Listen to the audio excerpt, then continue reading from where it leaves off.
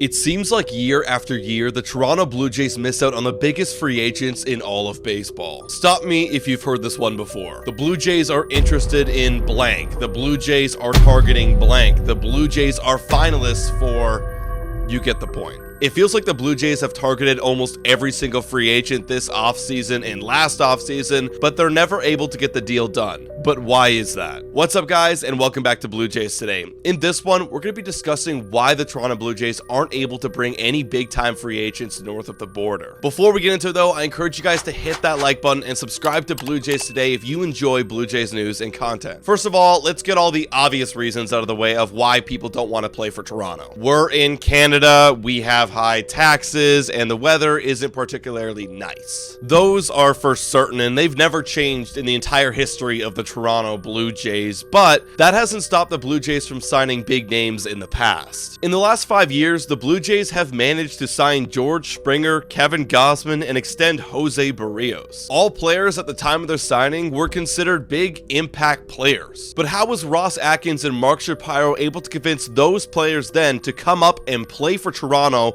for the long haul? Well, there's two reasons. The Blue Jays had the money, and they had a bright future. The Blue Jays were the youngest lineup in baseball when they first signed George Springer in 2021. And that youth, of course, had a lot of promise. Bo Bichette, Vladimir Guerrero Jr., Kevin Biggio, we won't talk about that one, but they were all entering their third year and they were showing some success at the big league level, and that was enough to convince George Springer to come play with them, as well as the big payday that he received from the Toronto Blue Jays. In 2020, the Blue Jays only committed $54 million to player payroll, so they definitely had a lot of money to spend the following year. And then the following season, the Blue Jays won 91 games with George Springer and Marcus Semien and that deep impact lineup, and it was even easier to convince Cy Young finalist Kevin Gausman to join this team with such an amazing lineup. And as well for Jose Barrios to sign that extension after the Blue Jays traded for him. And at that time, the Blue Jays had just made 3 major signings in the span of 2 off seasons. And it was time for the Blue Jays to start winning. And of course, we all know how that went. They were swept in back-to-back years in the Wild Card Series and then finished with the 7th worst record in baseball in 2024. And that, my friends, is not a great pitch when you're trying to attract new free agents to this team. In the last 2 off seasons, the Blue Jays have not been able to attract those big game-changing players. And it's not just because of the fact that they're a losing team, it's because of their once young lineup is now turning into a ticking time bomb with 1 year left of Bo and Vlad. And because there's no certainty beyond this year, it's really tough to convince free agents to commit 4 to 6 years here in Toronto.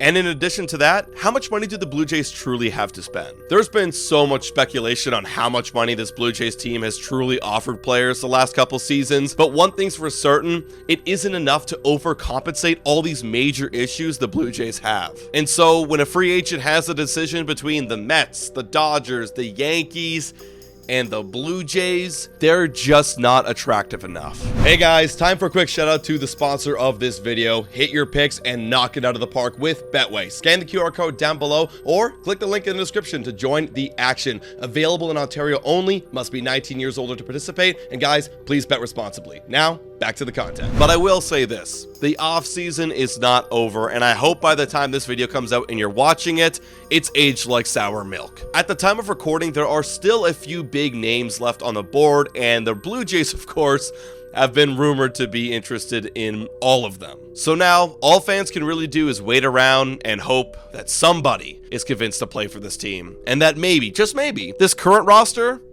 might surprise us. But guys, you let me know your thoughts in the comments down below. Thank you so much for watching, and as always, guys, go Jays go!